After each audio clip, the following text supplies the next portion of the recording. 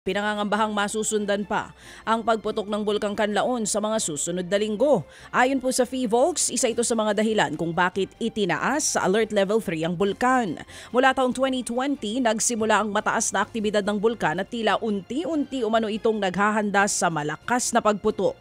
Walang eksaktong petsa na maibibigay ang PHIVOLCS kung kailan ito mangyayari. Pero matagal na raw silang patuloy na nakikipag-ugnayan sa mga LGU para sa paghahanda sa pagputok ng Kanlaon. Posible rin daw palawigin sa 10-kilometer permanent danger zone kung magpapatuloy ang mataas na aktibidad ng bulkan.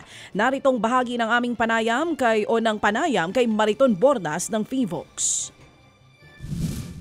Kapag ang bulkan po ay nasa alert level 3, ibig sabihin po, sigurado na po tayo na magma ang nagsasanhi po ng pagbubunot ng bulkan at ito po ay malapit na o nasa bunganga na ng bulkan. Maaari na po itong magtuloy-tuloy na hazardous eruption sa mga susunod na araw o linggo.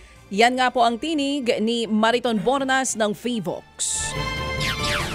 Samantala po, nabalot ng abo ang mga kalsada at mga estruktura sa ilang bahagi po ng Negros Island dahil nga po sa pagputok ng Bulkang Kanlaon nitong Lunes. Kabilang po sa naapektuhan ang Bago City sa Negros Occidental. Sa kapal ng abo, halos po mag-zero visibility na sa lugar. Lubhang ito'y delikado nga sa mga motorista. Mandatory ho ngayon ang pagsusuot ng face mask sa lungsod dahil sa makapal na abo. Halos 2,000 taga roon. Sa 4 na barangay sa Bago City ang sapilitang inilikas. Sinuspindi naman ng Malacanang ng 6 na pong araw si Abra Governor Dominic Valera. Kasunod po yan ang inihaing reklamo laban sa kanya na paglabag sa Local Government Code. Si Febes Alzate Palcon na asawa ng yumawong alkalde ng Bayan ng Bukay ang nagsampa ng reklamo. 2023 nang pumanaw ang alkalde na si Juan Palcon dahil sa isang sakit. Ang asawa niyang si Febes ang inendorso ng kanyang partido na pumalit sa kanyang pwesto. Pero nagtalaga raw ng ibang alkalde si Valera kaya siya inireklamo ni Palcon.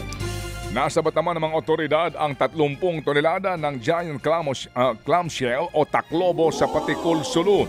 Tumambad ang mga taklobo sa isang bakanting lote sa barangay Taklibi. Nakakahalaga ito ng halos 45 million pesos. Pinaghahanap pa ang umano'y financier sa pangunguha ng taklobo. Illegal po ang paghuli ng mga taklobo na itinuturing po ngayong endangered species. Inimbestigahan na kung may mga kasabwat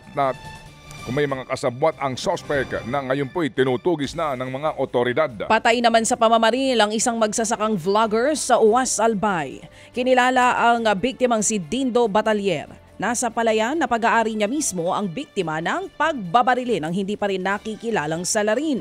Ang hinala ng mga otoridad, posibleng may kinalaman ng pagpaslang kay Bataler sa isiniwalat niyang korupsyon daw sa kanilang barangay. Naghain din daw ang biktima ng reklamo kaugnay nito na nagresulta sa pagkasuspinde ng ilang tauhan ng kanilang barangay. Patuloy naman ang investigasyon ng mga otoridad sa nasabing insidente.